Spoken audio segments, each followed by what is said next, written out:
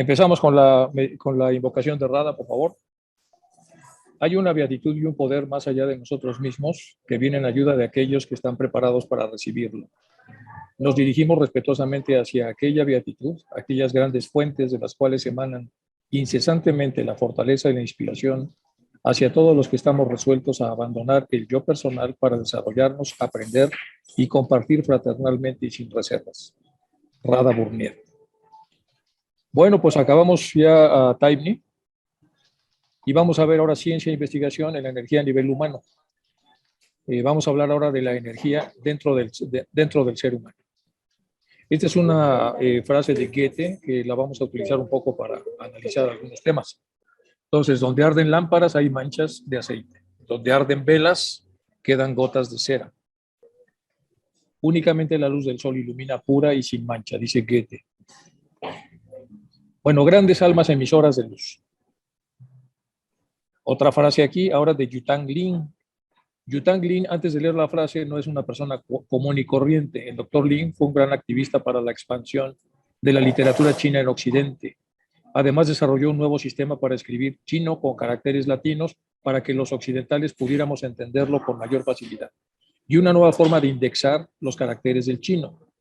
Después de 1928 vivió en Estados Unidos, donde las traducciones de textos chinos fueron muy populares. Su obra fue un intento de establecer un puente entre la cultura occidental y oriental y fue nominado varias veces al premio Nobel. Este es el famoso Yutang Lin. Vamos a ver la frase porque viene mucho a colación para lo que vamos a ver más adelante. Bueno, hay dos maneras de difundir la luz, dice Yutang Lin.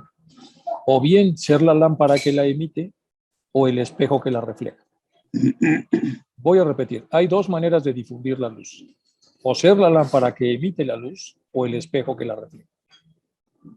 Y ahora vamos a hablar a uno de los grandes seres que trabajaron su energía de una manera espectacular y que se convirtieron en fuentes de luz. Dentro de los grandes buscadores capaces de emitir y reflejar la luz está indudablemente Bhagavan Ramana Maharaji. Por la indagación incesante se destruyen los pensamientos y se realiza el sí mismo. La realidad plena en la que no hay siquiera un pensamiento de yo, la experiencia que se alude como silencio. Esta, en sustancia, es la enseñanza de Bhagavan Sri Ramana Maharaji en Nanyar.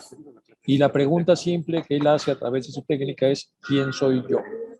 Y esto lo reporta un profesor de la Universidad de Madras el 30 de junio del 82.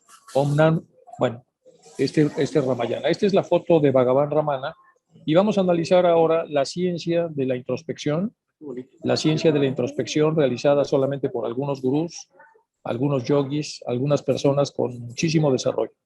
Entonces, la introspección, que es la percepción hacia adentro, es una de las grandes armas de la ciencia ocultista y por lo tanto nos toca ahora revisar a un grande que es este Bhagavan Ramana.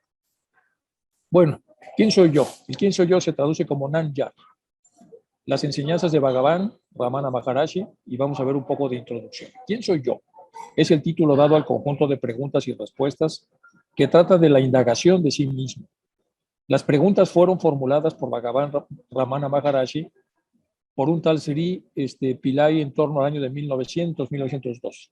Sri Pillai, un licenciado en filosofía, era en aquel momento empleado del Departamento de Renta Pública y durante su visita a Triunvirán en 1902, en misión oficial, fue a la cueva de Virupaksha, en la colina de Aruchanala, y encontró al maestro, que ahí estaba la cueva en Arunachala. Buscó de él guía espiritual y solicitó respuestas a preguntas concernientes a la indagación del sí mismo. Como Bhagavan no hablaba en aquel entonces, porque Bhagavan estuvo en silencio mucho tiempo, no debido a ningún voto que hubiera hecho, sino debido a que no tenía la inclinación a hablar, respondió a las preguntas que se le hicieron con gestos y cuando estos no eran entendidos, con escritura. Tal como las recopiló y registró este señor Pillai, hubo 14 grandes preguntas con sus respuestas, a ellas dadas por Bhagavan. Este registro se fue publicado por primera vez por Pillai en 1923, junto con un par de poemas compuestos por él mismo, que contaban cómo la gracia de Bhagavan había operado en su caso, disipando las dudas y salvándole de una crisis en la vida.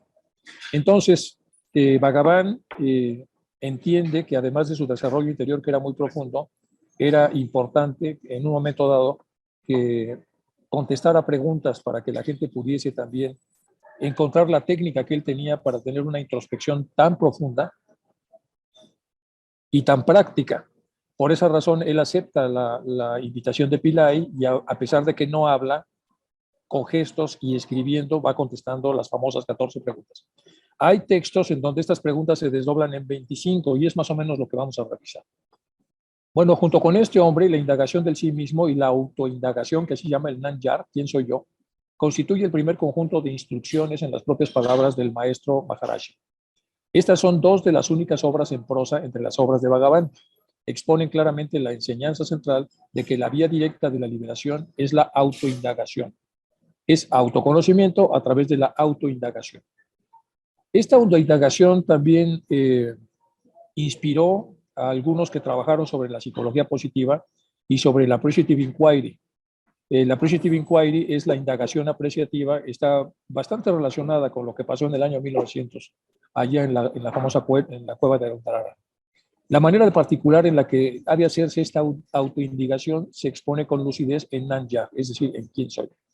La mente consiste en pensamientos, es un volcán de pensamientos. El pensamiento, de alguna manera, sirve al yo, que es el primero que surge en la mente. Yo pienso, yo creo, yo siento. Cuando se persigue precisamente la indagación de quién es ese que piensa, quién soy yo, todos los demás pensamientos se destruyen y finalmente el pensamiento de yo mismo se desvanece, dejando solo el supremo sí mismo, no dual, es decir, el yo superior. Así acaba la falsa identificación del sí mismo con los fenómenos del no sí mismo, tales como el cuerpo, la mente, etc. El no sí mismo está asociado al ego inferior y el sí mismo verdadero está asociado al yo superior. Bueno, el proceso de la indagación, por supuesto, no es un proceso sencillo. Cuando uno indaga quién soy yo, surgen otros pensamientos, pero a medida que uno repite la misma pregunta, uno tiene que ceder a ellos siguiéndolos hasta que se agota. Por el contrario, uno debe preguntar a quién le surgen esos pensamientos. Para hacer esto, uno tiene que ser extremadamente vigilante, es decir, detiene uno el tiempo hasta donde es humanamente posible para poder hacer las preguntas en tiempo presente. Mediante la indagación constante, uno debe hacer que la mente permanezca en su fuente, sin permitirla divagar y perderse por los laberintos de pensamientos creados por ella misma. ¿Quién soy yo? Nanyar. Vamos ahora a entrar ya en el detalle, después de esta introducción. Como todos los seres vivos desean ser felices siempre, esta es una máxima budista, sin ninguna miseria, como el caso de cada uno se observa que hay un amor supremo por el sí mismo de uno, y como solo la felicidad es la causa de amor, para ganar esa felicidad que es la propia naturaleza de uno y que se experimenta en un estado de sueño profundo donde no hay ninguna mente, uno debe conocer su propio sí mismo. Para esto, el medio principal es la vía del conocimiento. La indagación es la fórmula. ¿Quién soy yo? Aquí hay varias verdades comprimidas. La primera es que cuando uno está en la porción más alta del yo superior, ahí está un amor puro. Cuando uno baja poco a poco a través del antakarana hacia el yo inferior, hay un amor interesado, hay un aprecio y hay una serie de hijuelos similares al amor que no son en realidad el amor puro, porque en el amor puro es donde se produce la felicidad real. Las otras felicidades son felicidades que normalmente se desprenden de las partes más degradadas y diluidas de este amor puro. Es lo que está aquí enseñando Bhagavan. Empezamos entonces con las famosas preguntas. ¿Quién soy yo? Yo no soy el cuerpo grosero que está compuesto de los 7 humores o datos. Yo soy las 5 facultades de sensación, a saber, los sentidos del oído, tacto, vista, gusto y olfato, que aprehenden sus objetos respectivos, a saber, el sonido, la textura, el color, el sabor y el olor. Yo no soy las 5 facultades de acción, a saber, las facultades de habla, locomoción, aprehensión, excreción y procreación, que tienen como funciones respectivas hablar, moverse, agarrar, excretar y gozar. Yo no soy los 5 soplos vitales de prana, que desempeñan respectivamente las 5 funciones de inhalar, exhalar, etc. Yo no soy siquiera la mente que piensa. Yo no soy tampoco la nesciencia, que solo está dotada de impresiones residuales de los objetos, y en la cual no hay ningún objeto ni ningún funcionamiento. Pregunta número 2, o el número 2 de aquella entrevista de Pillai que ya vi. Si yo no soy ninguno de estos, ¿qué es lo que yo creía que era? Yo creía que era este que respira, este que goza, este que habla. Entonces, ¿qué soy? Bueno, después de negar todo lo mencionado arriba, como esto no y esto no, Solo ese conocimiento que queda, lo único que queda después de todo eso es yo soy lo que queda. Yo soy el yo superior. Y la número 3, ¿cuál es la naturaleza entonces del conocimiento? La naturaleza del conocimiento es existencia, conciencia, felicidad. Y dado que la conciencia en mayor profundidad nos acerca al yo superior, entonces entramos en la felicidad verdadera. Pero la mera existencia no nos da el conocimiento que requiere la conciencia. La existencia bien dirigida a través de la mente nos acerca a la conciencia. La conciencia, en la medida que se profundiza y alcanza el yo superior, nos acerca a la felicidad. Y con lo cual llegamos al primer punto, que era todos buscamos la felicidad, pero no la felicidad verdadera. Esta se busca de esta manera a través de la indagación. ¿Cuándo se obtendrá la realización del sí mismo? Se le pregunta. Cuando el mundo, que es lo que se ve, haya sido eliminado. Entonces habrá realización del sí mismo, que es el veedor, es el que observa, el gran observador. Entonces, la eliminación paulatina de las distracciones que existen en todos los elementos que tenemos enfrente, la disminución paulatina de cada uno de esos elementos, hace que pues, de manera natural vaya brotando el verdadero yo, el yo superior. Quinta, no habrá realización del sí mismo mientras el mundo esté aquí, se tome como real. No, no habrá realización. Si usted toma a este mundo mayábico como real, es imposible que haya realización. Tiene usted que destruirlo para que una vez destruido uno pase al verdadero vidente, es decir, al yo superior. ¿Por qué? Se le pregunta. El veedor y el objeto visto son como la cuerda y la serpiente. De la misma manera que el conocimiento de la cuerda, que es el sustrato, no surgirá a menos que desaparezca el falso conocimiento de la serpiente ilusoria, porque al final esta cuerda no es una serpiente, es una cuerda. Así también la realización del sí mismo, que es el sustrato, no se obtendrá a menos que se elimine la creencia de que ese mundo es real, cuando en realidad es solamente una copia. Se le pregunta en la pregunta 7, ¿cuándo puede ser eliminado del mundo, que es el objeto visto? ¿Cuándo puede ser eliminado el mundo? Ese, que es lo que vemos, lo que tocamos, lo que palpamos. El mundo desaparecerá, dice él, cuando la mente, que es la causa de toda cognición y de todas las acciones, devenga quiescente. Pregunta 8. ¿Cuál es la naturaleza entonces de la mente? Lo que se llama mente, nos dice Bhagavan Rama, es un poder pasmoso que reside en el sí mismo. Hace que surjan todos los pensamientos. Vamos a repetir esto, lo que es importante. ¿Cuál es la naturaleza de la mente? Se le pregunta a él, como más adelante también se le preguntó a Krishnamurti y a muchos otros teósofos que conocemos. Y él comenta, lo que se llama mente, aquello, es un poder, es energía, pero es un poder pasmoso que reside en el sí mismo, es un poder inherente que está dentro del sí mismo, de aquello que se llama sí mismo. Y este poder hace que surjan todos los pensamientos. Es decir, dentro del sí mismo hay un hacedor de pensamientos, al que Annie Besant le llamaba el pensador. Este hacedor de pensamientos es un poder pasmoso que residiendo en el sí mismo crea los pensamientos. Aparte de los pensamientos, no hay ninguna cosa tal como la mente. Por consiguiente, el pensamiento es la naturaleza de la mente. Vamos a leer otra vez. No hay ninguna cosa tal como la mente. No hay ninguna cosa tal como la mente, es una energía. Por consiguiente, el pensamiento es la cosa de la mente, es decir, es la manifestación de aquella energía que llamamos mente, es la naturaleza de la mente. Vamos despacio para poder entender bien esto. Aparte de los pensamientos, no hay ninguna entidad independiente llamada mundo. Es decir, el pensamiento creado por aquello que se llama mente es similar a las entidades independientes a las que llamamos mundo y que proceden de una energía o de una potencia y que se manifiestan en un plano al cual nosotros, como los pensamientos, lo observamos como si fuera una realidad, pero en realidad no es más que el acto de aquella potencia que la crea. En el sueño profundo no hay pensamientos, dice, y no hay ningún mundo. También Blavatsky nos habla de esto.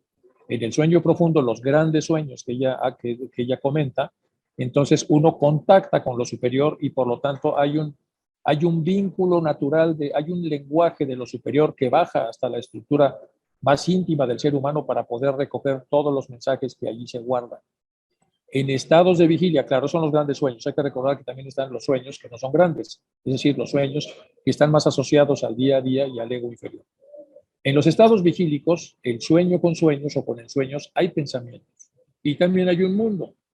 De la misma manera que la araña emite de sí misma el hilo, que es la telaraña, y nuevamente lo retrae dentro de sí misma. Así también la mente proyecta el mundo de sí misma y de nuevo lo reabsorbe dentro de sí misma. Es decir, la mente emite como un poder esta cosa que se llama pensamiento, y el pensamiento, una vez creado, rebota y vuelve sobre sí mismo como la tela de la araña. Es la alegoría que está poniendo aquí Bhagavan. Cuando la mente sale del sí mismo, aparece el mundo. Por consiguiente, cuando el mundo aparece como si fuera real, el sí mismo no aparece, porque es la fuente de esta aparición. Y cuando el ser aparece y brilla, el mundo no aparece, el mundo desaparece. Cuando uno indaga persistentemente dentro de la naturaleza de la mente para alejarse de aquello que ha sido producido por ella, es decir, la parte mayábica, esta acabará dejando al sí mismo como el residuo.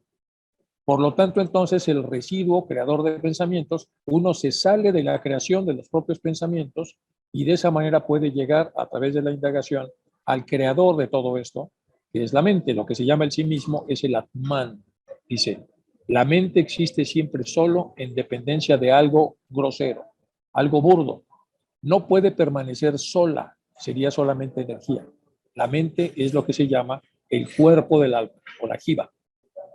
Se pregunta en el número 9, esta parte del 8 es muy importante y nos da una serie de alegorías y una serie de descripciones acerca de lo que realmente representa y es la diferencia entre la mente y la producción de la mente, que es el pensamiento, entre otras cosas. La número 9. ¿Cuál es la vía de indagación para comprender la naturaleza de la mente? Le preguntan. Bueno, ya que nos dio toda esta lección, ahora por favor díganos cómo le hacemos con esa indagación para llegar a la parte íntima de la mente. Bueno, eso que surge como yo en este cuerpo es mente. Vamos a repetir. Eso que usted piensa que es usted y que le llama yo en ese cuerpo que usted tiene, pues eso es la mente grosera. Es decir, es producto de su mente. Este producto de su mente ha producido un pensamiento que lo hace pensar que ese yo es yo y que ese cuerpo es suyo. Si uno indaga en cuanto de dónde surge primero el cuerpo, el pensamiento, el yo, uno descubre que surge del corazón. Y aquí nos da otra clave. Ese es el lugar de origen de la mente. Solo con pensar constantemente yo y yo, uno será conducido a ese lugar. De todos los pensamientos que surgen en la mente, el pensamiento de yo es el primero. Solo después del surgimiento de este pensamiento yo, surgen los otros pensamientos. Solo después de la aparición del pronombre personal de la primera persona, aparecen los pronombres personales de la segunda y la tercera persona. Sin el pronombre personal de la primera persona, no habrá segundo ni tercero. Aquí lo explica de una manera más lineal, porque se le está preguntando de una manera lineal también. Pregunta número 10. ¿Cómo devendría quiescente la mente? Y él dice, pues, por indagación, que es lo que he estado diciendo. Dice, ¿quién soy yo? Pues el pensamiento. ¿Quién soy yo? Destruirá todos los otros pensamientos y al igual que la estaca utilizada para remover la pira funeraria, finalmente él mismo acabará destruido. Entonces surgirá la realización del sí mismo o la autorrealización. Él explica continuamente que esto no es fácil, que es un proceso complejo que requiere una gran atención, pero estamos hablando de la parte teórica, de lo que él expresa en las famosas preguntas estas, de las cuales fue hecho un libro. Entonces, por eso es que lo estamos viendo de manera un poco más tácita, ya luego entraremos un poco en el detalle de lo que él propone. Bueno, entonces para llegar a la realización.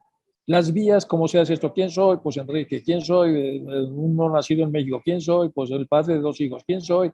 Y bueno, y se va acabando todo lo que ha creado el pensamiento. Y cuando se acaba, entonces, ¿qué soy? Pues soy ese que cree que es todo aquello que está diciendo. Eso es un proceso que suena muy simple, pero en realidad es bastante complicado, laborioso, lejano, implica una enorme concentración, implica un desarrollo interior más o menos estandarizado, etcétera. Es complejo. Vamos con la pregunta 11. ¿Cuál es el medio para aferrarse constantemente al pensamiento? Ese pensamiento de quién soy yo. Nos dice Bhagavan. Cuando surgen otros pensamientos, uno no debe perseguirlos, sino indagar. Es decir, surgen, son formas, y como son formas, si uno las persigue y las atrapa, las coloca dentro de su marco perceptual. Entonces, lo que tiene que hacer en introspección es indagar. Cuando surgen, hay que indagar. Es decir, surge el perro, uno sigue al perro, coge al perro, carga al perro, pone al perro y lo ubica en su contexto. Eso es lo que hacemos. Lo que dice, no observe al perro e indague de dónde viene, quién es, qué clase de animal es, por qué se parece al que yo conocí ayer y al que conocía antes de ayer. Bueno, ¿a quién le surgen? No importa cuántos pensamientos puedan surgir. A medida que surge cada pensamiento, uno debe indagar con diligencia. ¿A quién le ha surgido ese pensamiento? La respuesta que emergerá será a mí. Por consiguiente, si uno indaga, ¿quién soy yo? La mente recederá a su fuente y el pensamiento que surgió devendrá quiescente. Con una práctica repetida de esta manera, la mente desarrollará la pericia para permanecer en su fuente. Con una práctica repetida de esta manera que estamos hablando, la mente desarrollará la pericia suficiente para mantenerse en su fuente. Es decir, nos está diciendo que aquí hay que regresar a la fuente. ¿A quién le surge? No importa cuántos pensamientos puedan surgir. A medida que surge cada pensamiento, uno debe indagar con diligencia. ¿A quién le ha surgido ese pensamiento? Es decir, al propio pensamiento, no. ¿A quién le ha surgido ese pensamiento? ¿Quién es el que está detrás del pensamiento? ¿De dónde proviene el pensamiento? La respuesta que emergerá será, pues de mí, a mí. Por consiguiente, si uno indaga quién soy yo, la mente cederá a su fuente y el pensamiento que surgió devendrá quiescente. Por una práctica repetida de esta manera, la mente desarrollará la pericia para permanecer o por lo menos llegar a su fuente. Cuando la mente, que es sutil, sale a través del cerebro y de los órganos de los sentidos, aparecen nombres y formas groseras. Cuando permanece en el corazón, los nombres y las formas desaparecen. No dejar que la mente salga, sino retenerla en el corazón, es lo que se llama intimidad. Antamuca, antarmuca, intimidad. Dejar que la mente salga del corazón, se vaya al cerebro y a los órganos de los sentidos y se convierta en pensamiento, es conocido como externalización, que es bajir muka. Así pues, cuando la mente permanece en el corazón, el yo, que es la fuente de todos los pensamientos, desaparecerá. Si no permanece en el corazón, entonces ya sigue toda esta secuencia. Y el sí mismo, que existe siempre, brillará, siempre que permanezca en el corazón. Todo lo que uno hace, uno debe hacerlo sin egoidad. ¿Por qué? Porque de esa manera se adelgaza el yo. Si lo que hago no es para mí, si no es para la unidad de vida, automáticamente diluyo el yo. Si se actúa de esta manera, todo aparecerá como de la naturaleza de Shiva o Dios.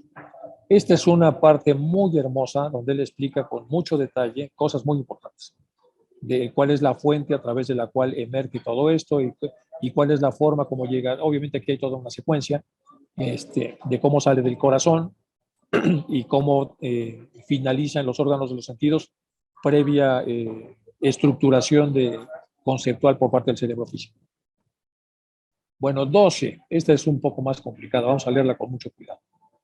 ¿No hay ningún otro medio para hacer la mente quiescente? Le pregunta otra vez a él. Aparte de la indagación, dice Bhagavan, no hay ningún otro medio adecuado. Si a través de otros medios se busca controlar a la mente parecerá estar controlada, parecerá, pero aparecerá de nuevo. Es decir, estará atenuada, amordazada, limitada, mientras se utilice la técnica que pretende hacer esto. Pero una vez que aquella técnica se diluya, pues la otra vez aparece. También a través del control del soplo, la mente devendrá quiescente, pero estará quiescente solo mientras el soplo permanezca controlado. Y cuando el soplo se reanude, la mente también comenzará a moverse de nuevo y divagará e impedirá impelida por las impresiones residuales. La fuente es la misma, tanto para la mente como para el soplo. En verdad, el pensamiento es la naturaleza de la mente, ya lo hemos visto. El pensamiento, el yo, es el primer pensamiento de la mente, también ya lo había dicho. Y eso se le llama egoidad. De donde se origina la egoidad, también se origina el soplo. Por consiguiente, cuando la mente deviene quiescente, el soplo deviene controlando. Y cuando el soplo es controlado, la mente deviene quiescente. Pero en el sueño profundo, aunque la mente deviene quiescente, el soplo no se detiene. Esto se debe a la voluntad de Dios, dice, para que el cuerpo pueda ser preservado y para que las demás gentes no tengan la impresión de la voluntad de Dios, para que el cuerpo pueda ser preservado y para que las demás gentes no tengan la impresión de que está muerto. En el estado de vigilia, en samadhi, cuando la mente deviene quiescente, el soplo está controlado. El soplo es la forma grosera de la mente. Hasta el momento de la muerte, la mente mantiene el soplo en el cuerpo y cuando el cuerpo muere, la mente se lleva el soplo con ella. Vamos a leer otra vez. Hasta el momento de la muerte, la mente mantiene al soplo en el cuerpo, es decir, en la parte grosera. Veamos, en el estado de vigilia, en el samadhi, cuando la mente deviene quiescente, el soplo está controlado. El soplo es la forma grosera de la mente. Hasta el momento de la muerte, la mente mantiene el soplo en el cuerpo. Pero cuando el cuerpo muere, la mente se lleva el soplo con ella. Por consiguiente, el ejercicio de control del soplo es solo una ayuda para hacer a la mente quiescente. Se llama manonigra, pero no destruirá la mente, manonasa. Lo mismo que la práctica del control del soplo, la meditación en las formas de Dios, la repetición de mantras, la restricción en la alimentación, todo eso ayuda, no son más que ayudas para hacer a la mente quiescente. A través de la meditación en las formas de Dios y a través de la repetición de mantras, la mente deviene concentrada. Es decir, practicamos concentración, practicamos la lentificación del tiempo a través de vivir en el aquí y en el ahora, y a través de esa concentración, entonces la repetición de mantras, la restricción de la alimentación y la práctica, todo eso, la meditación de las formas de Dios, son prácticas de controlar este soplo.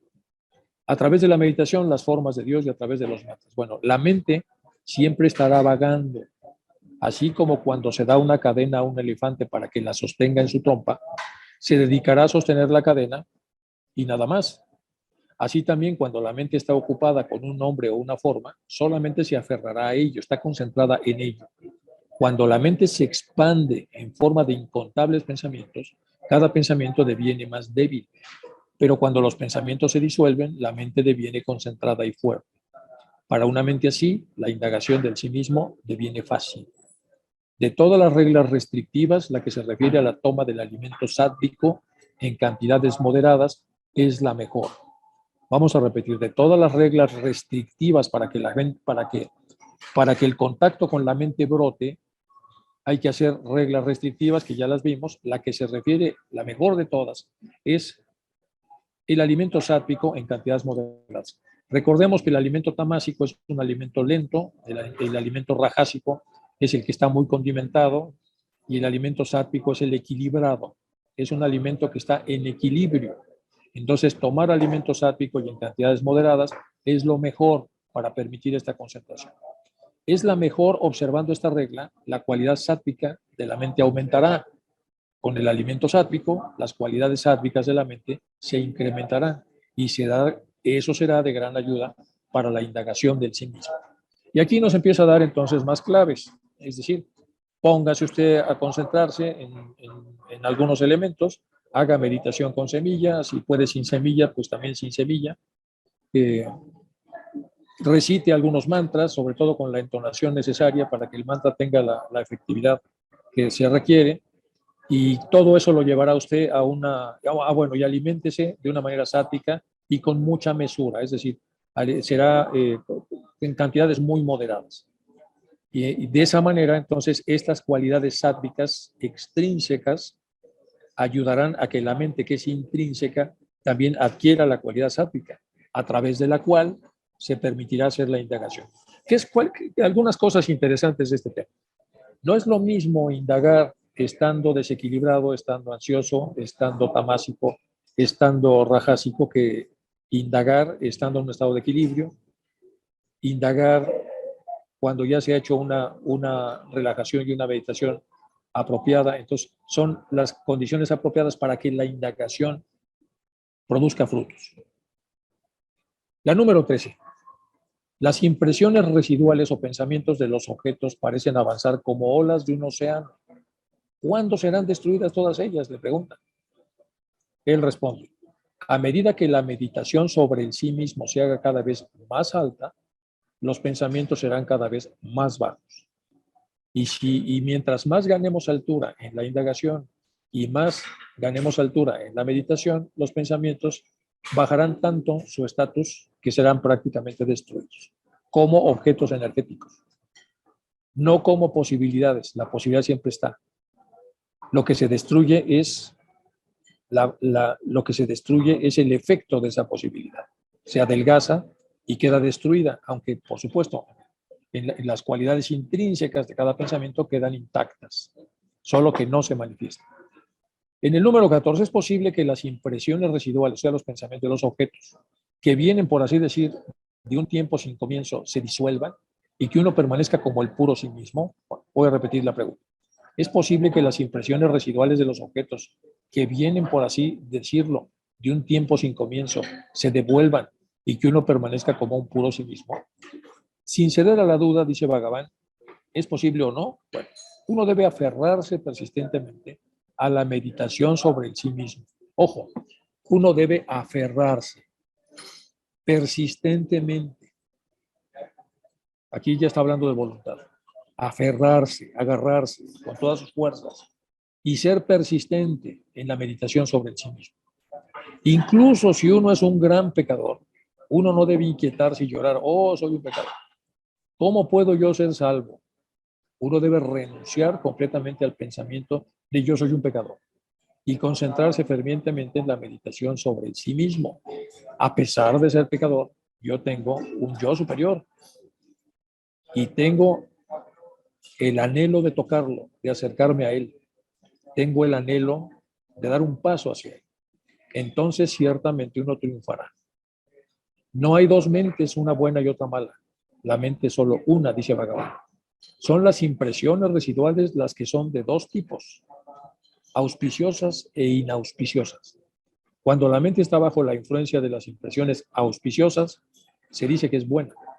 Y cuando está la influencia de las impresiones inauspiciosas, se le considera mal.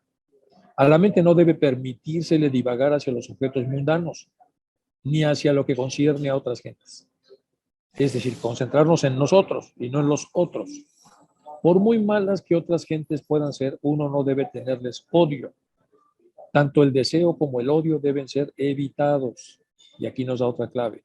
Dos cosas ponzoñosas para este proceso son los deseos, que implican objetos, y el odio, que implica la repulsión que uno tiene a ciertas personas por haberlas juzgado como inapropiadas o malas. Todo lo que uno da a los demás se lo da a uno mismo, dice. Si se comprende esta enorme verdad, ¿quién no daría a los otros? Cuando surge el sí mismo de uno, todo surge. Cuando el sí mismo de uno deviene quiescente, todo deviene quiescente. En la medida en que nos comportemos con humildad, en esa medida habrá buenos resultados.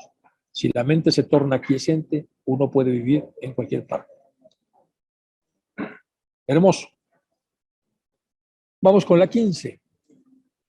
¿Cuánto tiempo debe ser practicada la indagación, señor Bhagavan? Aquí está Bhagavan en varias de las fotos. Y esta es la cita para cuando ustedes tengan el vídeo, para que si la pinchan viene el texto de donde yo saqué todo esto. El 15. ¿Cuánto tiempo debe ser practicada la indagación? Mientras hay impresiones de objetos en la mente, se requiere la indagación ¿quién soy yo? Responde: a través de la indagación, a medida que los pensamientos surgen, deben ser destruidos inmediatamente en el mismo lugar de origen. Voy a repetir. A través de la indagación, a medida que los pensamientos han surgido y están surgiendo, ahí mismo deben ser destruidos inmediatamente, en su mismo lugar de origen. Si uno recurre a la contemplación del sí mismo ininterrumpidamente hasta que el sí mismo es obtenido, eso bastará, pero pues eso está muy complicado. Mientras haya enemigos dentro de una fortaleza, continuarán saliendo, si son destruidos, a medida que emergen. Y salen y son destruidos, y salen y son destruidos, y salen y son destruidos. Pero si al final la persona ya tiene un proceso de contemplación de sí mismo, ya no hay enemigos. Entonces, mientras hay enemigos, de la fortaleza continuarán saliendo y serán destruidos a medida que emergen. Tarde o temprano, la fortaleza caerá en nuestras manos, si uno es constante en esta situación. 16. ¿Cuál es la naturaleza del sí mismo? Lo que existe en verdad es solo el sí mismo, dice. El mundo, el alma individual, Dios, son apariencias de él, de ese sí mismo, del yo superior. Lo mismo que la plata y la madreperla. Estos tres aparecen al mismo tiempo y desaparecen al mismo tiempo. El sí mismo es eso, donde no hay absolutamente ningún pensamiento. El sí mismo, el yo superior, es aquello donde no hay ningún pensamiento del yo. Eso es llamado silencio. Cuando uno llega a la porción más alta del yo superior, como uno ha destruido la noción del yo, y como destruyendo la noción del yo, ya no hay las secuencias que el yo tiene a través de la producción del resto de los objetos, entonces ya no hay ruidos y por eso se le llama silencio.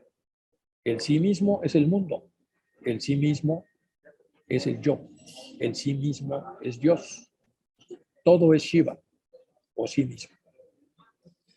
Pregunta 17. ¿No es acaso todo esto obra de Dios? Le preguntan. Sin deseo, propósito o esfuerzo, el sol sale, dice Bhagavan. Ante la pregunta de si no es todo esto obra de Dios, dice, bueno, sin deseo, si usted aplaca sus deseos, si usted aplaca sus propósitos, si usted se desdice de sus esfuerzos, de todos modos el sol sale y alumbra a todos.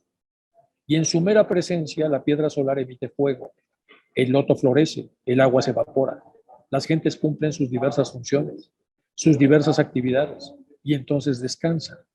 Lo que está diciendo él es que, entonces, ¿qué valor agrega el tema del deseo, del propósito, del esfuerzo? Lo mismo que en la presencia del imán, la aguja se mueve, por virtud de la mera presencia de Dios, las almas gobernadas por las tres funciones cósmicas o la quíntuple actividad divina, cumplen sus acciones y entonces descansan. De acuerdo con sus respectivos karmas, por supuesto. Dios no tiene ningún propósito, ningún karma se adhiere a él. Lo mismo sucede con las acciones mundanas, que no afectan al sol, o como los méritos y deméritos de otros, de los otros cuatro elementos, tampoco afectan al omnipenetrante espacio. Y de aquí ya me brinqué de la 15 a la 25, solamente para animarlos a ustedes, a que ustedes ya lean por su cuenta en las diferentes logias. Por eso aquí está la liga para que ustedes puedan bajarla. Pero para hacer más expedita la presentación, ya me brinqué a la 25. ¿Qué es la intuición de la sabiduría? Es Hanadrishti. Dice él, permanecer quiescente es lo que se llama intuición de la sabiduría. Ojo, ¿qué es la intuición de la sabiduría? Permanecer quiescente es lo que se llama intuición de la sabiduría. Permanecer quiescente es disolver la mente en el sí mismo. La telepatía, conocer los acontecimientos pasados, presentes y futuros y la clarividencia no constituyen intuición de sabiduría. La verdadera intuición de sabiduría es la capacidad que tenemos todos a través de muchísima práctica de permanecer quiescentes. Pregunta 26. ¿Cuál es la relación entre la no deseación y la sabiduría? La no deseación es sabiduría. Las dos no son diferentes. No son lo mismo. La no deseación es abstenerse de volver la mente hacia cualquier objeto. La sabiduría significa la no aparición de ningún objeto. En otras palabras, no buscar lo que es otro que el sí mismo es desapego o no deseación. No dejar el sí mismo es sabiduría. Vamos a ver otra vez, ¿cuál es la relación entre la no deseación y la sabiduría? Es decir, cuando hemos conseguido anular los deseos. La no deseación ya en sí misma es sabiduría. Cuando una persona pasa del mundo de los deseos a los no deseos, ya ha entrado directamente a la sabiduría. Las dos no son diferentes, son lo mismo. La no deseación es abstenerse de volver la mente hacia cualquier objeto, que ya lo vimos. La sabiduría significa la no aparición de ningún objeto. En otras palabras, no buscar lo que es otro que el sí mismo es desapego o no deseación. No dejar el sí mismo es sabiduría. Y la 27, que es la última de esta famosa entrevista, es ¿cuál es la diferencia entre la indagación y la meditación? La indagación consiste en retener la mente en el sí mismo. Hay que retenerla. Hay que ir a aquella parte que produce todo. La meditación consiste en pensar que el propio sí mismo de uno es el Brahman, existencia, conciencia, felicidad. Y luego tenemos la 28, ¿qué es la liberación? Indagar en la naturaleza del propio sí mismo, de uno, que está en la esclavitud, y realizar la verdadera naturaleza de uno, que es la liberación. Bueno, y este es el profesor universitario que hizo la compilación de toda esta obra. Y en todas los slides hay diferentes fotos de Bhagavan Raman.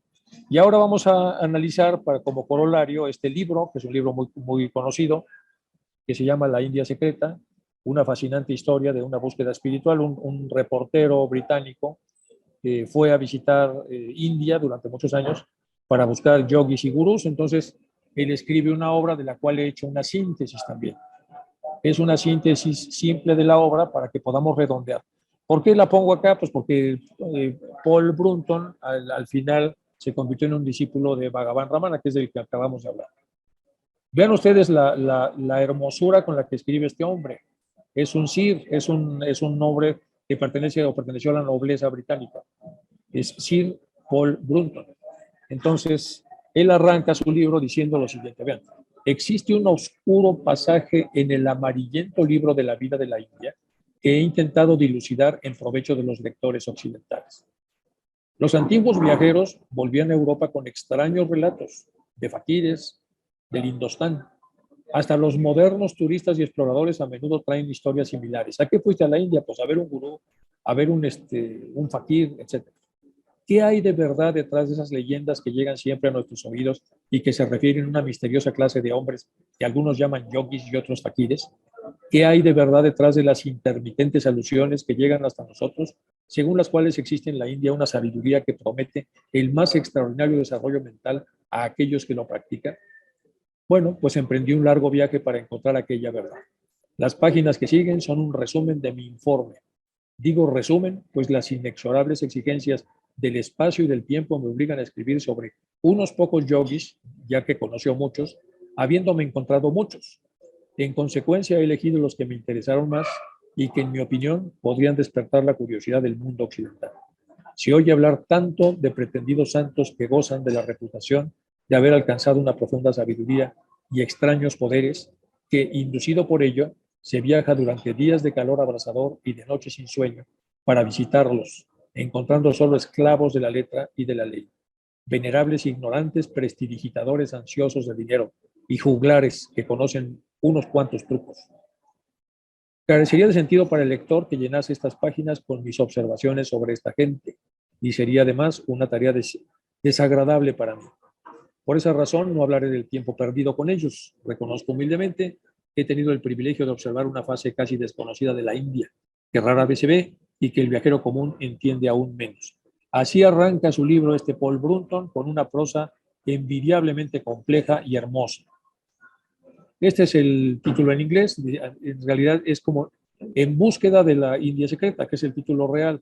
Y eso es mucho más correcto, este título, que el que está en castellano, porque él estuvo en búsqueda de estos gurús y estos yogis para poder entenderlos y eventualmente escribir después, dado que era periodista y reportero, una nota a ese respecto. Entonces hay muchas reimpresiones de este libro, es un libro clásico sobre la India y entonces es importante que lo revisemos. Bueno, vamos ahora a meternos al capítulo 4. Me encuentro con un Mesías después de andar para arriba y para abajo en la India. Dice, me alegro de verte, es la forma un tanto convencional. Saludo con el que me recibe Maher Baba. Él está destinado, si lo hubiera sabido, a destellar como un meteorito a través del cielo occidental y despertar la curiosidad de millones de personas en Europa y América. Además, como un meteorito caerá sin gloria a la Tierra. Soy el primer periodista occidental para entrevistarlo, porque lo sigo hasta su morada en la India. Bueno, cuando casi es desconocido por algo más que la fama de Taiwán. He conocido a uno de sus principales discípulos, este hombre de Baba. Y después de alguna correspondencia me preguntó qué clase de hombre ha unido las filas de libertadores autoproclamados de la humanidad. 2 discípulos paris vienen a Bombay para acompañarme. Antes de que nosotros podamos salir de la ciudad, me informan que es necesario hacer un obsequio de flores y frutos escogidos a su amo, es decir, a Baba. Así que nosotros procedemos a abrazar y recoger una gran cesta de estos productos básicos en mi nombre. Nuestro tren llega al Meganagar a la mañana siguiente. Después de un viaje durante la noche, lo recuerdo como el lugar histórico donde el cruel emperador Argusaber, conservador de la fe y ornamento del trono mogul, acarició su espesa barba por última vez, porque la muerte lo atrapó en su tienda. Un viejo y ruidoso automóvil Ford de la época de la guerra, que cumple con el deber de necesidades de transporte del retiro de Meher Baba, nos espera en la estación. La carretera de 7 millas sigue, nos lleva a través de un país llano. Una avenida de árboles, de Nehem, bordea la parte de la carretera. Pasamos por un pueblo cuyos techos marrones apiñados se elevan contra la elaborada pequeña aguja del templo local. Entonces veo un arroyo cuyas orillas están bordeadas por flores rosas y amarillas. Es una belleza cómo describe este hombre. Entonces, de todos los gurús que él va buscando, pues aparece uno de los más serios, que es este Baba, ve con uno de los discípulos y él empieza a describir todo lo que pasa en el tren, cómo baja el tren y cómo se va en esta calzada en un automóvil Ford muy viejo. Pero todo con una prosa muy, para el que le guste la lectura, es muy hermosa la forma como escribe esto. Bueno, este es el famoso Brunton, y aquí está alguno de los yogis que conoció. He tenido varias conversaciones furtivas de carácter halagador con Meher Baba, pero quiero escuchar algo más definido sobre su misión autoproclamada para el mundo. Entonces busco y obtengo mi última entrevista con él. Lleva un pañuelo azul suave hoy y el tablero del alfabeto descansa sobre sus rodillas, listo para nuestra conversación. Los discípulos presentes forman una audiencia de admiración y brindan los antecedentes necesarios. Todos sonríen a todos los demás hasta que lanzo una pregunta repentina a través del silencio. Vean qué bonito escribe. ¿Cómo sabes que eres un Mesías? Le dice a Baba. Los discípulos miran horrorizados por mi temeridad. El maestro mueve sus pobladas cejas, pero él no está desconcentrado porque él sonríe al occidental inquisitivo y rápidamente responde. Simplemente lo sé perfectamente bien. Sabes que eres un ser humano y por eso sé que soy un Mesías. Es mío, la vida entera. Mi felicidad nunca se detiene. Nunca te confundes para alguna otra persona. Así que no puedo confundir quién soy. Yo tengo una obra divina que hacer y la haré. Vale. Capítulo 6. El yoga que conquista la muerte. Es uno de los capítulos. Brahma expresa el deseo de que visite su morada. Me dice que en realidad no se queda en casa, pero ha erigido una cabaña espaciosa en el jardín, en la parte trasera, para mantener su libertad y preservar su independencia.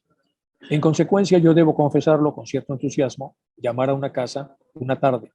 El edificio se encuentra en una polvorienta calle. Aquí empieza la descripción de estas casas increíbles, que lleva un aire desolado y descuidado, la calle. Yo represento un momento fuera de la antigua estructura calada y estudio, su piso superior de madera, cuya ventana saliente recuerda tanto a nuestras casas medievales europeas. Empujo para abrir la puerta vieja y pesada que se encuentra frente a mí. Un acto que envía un retumbante eco a través de las habitaciones y pasillos. Uno se puede imaginar lo que está pasando. Una anciana cuya sonrisa maternal se ensancha ampliamente en su rostro aparece casi de inmediato después del chasquido de la puerta y se inclina repetidamente antes de mí. Los dos se inclinan para saludarse. Ella me lleva a través de un pasaje largo y oscuro hasta que salimos a través de una cocina al jardín trasero. Entonces, aquí viene la ruta. Ella me lleva a través de un pasaje largo y oscuro hasta que salimos finalmente a través de una cocina al jardín trasero. Lo primero que noto es un árbol pipul que se extiende y luego bajo la sombra protectora de sus ramas, un anticuado pozo. Aquí hay un lío con la traducción porque en el el pozo se dice well, pero well también es bien. Y entonces aquí tuvo un pequeño lío hasta que finalmente, bueno, ya le encontré el sentido, porque es muy poética la descripción. La mujer me lleva a la choza al otro lado del pozo y lo suficientemente cerca para recibir la sombra de este árbol enorme. Está ligeramente construido con postes de bambú, vigas transversales de madera delgadas y un techo de paja. La dama, cuyo rostro es tan negro como el de Brahma, se vuelve visiblemente excitada y estalla en una serie de frases en tamil, aparentemente dirigidas a la cabaña. Entonces una voz musical responde desde dentro, la puerta se abre lentamente y por fin el yogi aparece y luego me atrae cariñosamente a su sencilla ermita y omite cerrar la puerta. Otra vez una parte poética de cómo fue su encuentro, en este caso con Brahma. Hay un largo silencio que Brahma finalmente rompe dirigiéndose a mí con una voz que se reduce a un susurro. Me vuelvo hacia el alumno maestro preparándome para recibir alguna nueva revelación. Anoche se me apareció mi maestro. Oigan lo que dice, esta parte es muy importante del libro. Le dice Brahma a Brunton, anoche se me apareció mi maestro. Me habló acerca de ti. y me dijo, su amigo, el Shaivi, está ansioso de conocimiento, o sea, Brundtland. En su último nacimiento estuvo entre nosotros, ojo, él no lo sabe, pero en su última encarnación ya estuvo aquí, por eso vino, por eso está atraído a esto. Él siguió prácticas de yoga, pero no eran de nuestra escuela. Hoy él ha vuelto al Hindustán, pero con la piel blanca, es decir, ya encarnó en Gran Bretaña. Lo que él sabía entonces ahora ha sido olvidado. Sin embargo, puede olvidar por un momento que solo hasta que un maestro le conceda su gracia no pueda tomar conciencia de este conocimiento anterior. Bueno, esto es fuerte para Brunton y es una de las claves importantes del libro. Es necesario el tacto para ayudarlo a recuperar ese conocimiento en este cuerpo nuevo que tiene. Dile que pronto conocerá a un gran maestro. Después de eso, la luz le llegará por sí sola. Eso es cierto. Él cesa su ansiedad.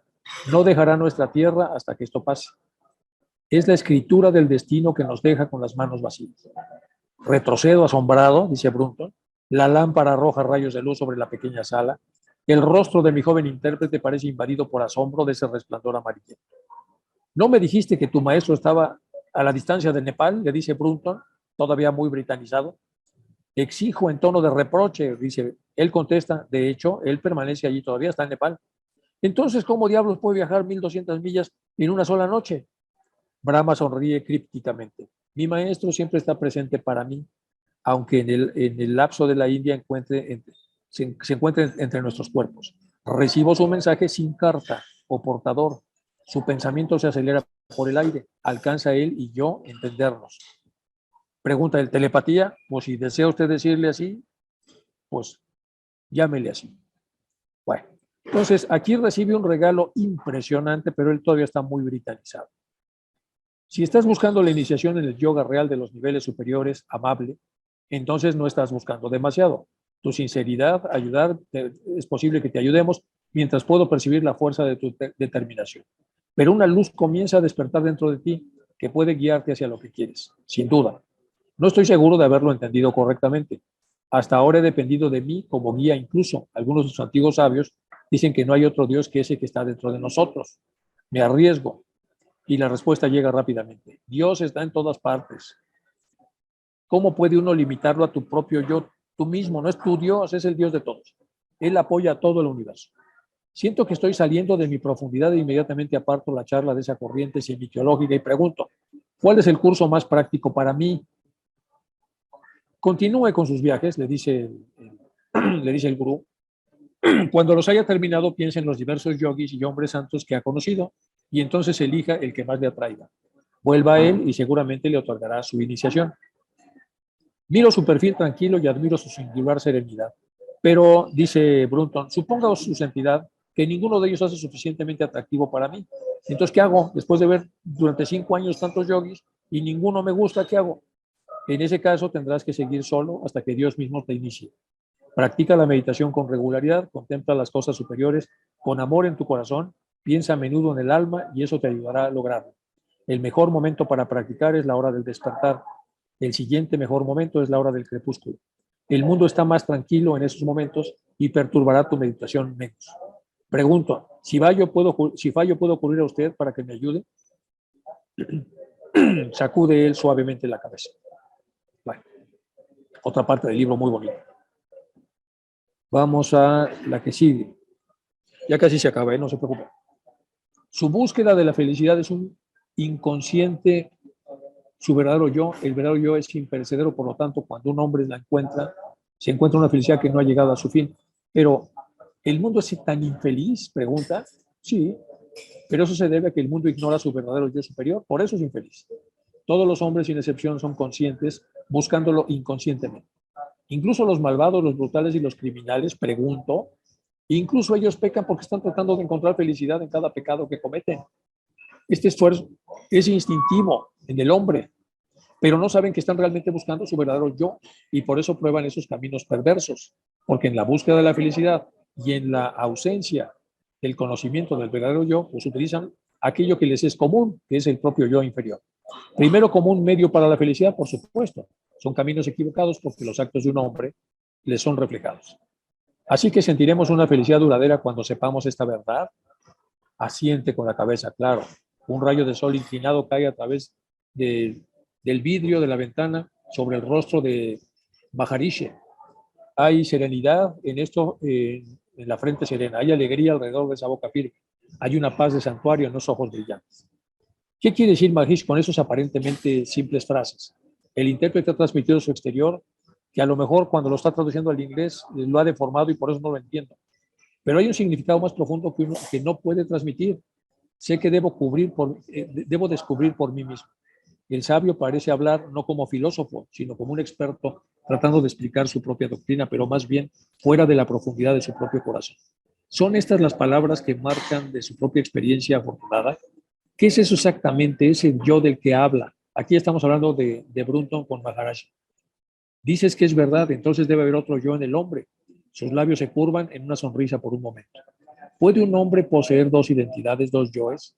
Él responde, para entender este asunto primero es necesario que un hombre se analice a sí mismo, porque tiene mucho tiempo. Ha sido su hábito de pensar como piensan los demás. Nunca se ha enfrentado a su yo de la manera verdadera. No tiene una imagen correcta de sí mismo. Se ha identificado demasiado tiempo con el cuerpo y el cerebro, por lo tanto, les digo que continúen con esta investigación de quién soy yo. Hace una pausa para dejar que estas palabras me penetren. Aquí ya está en presencia de Bhagavan.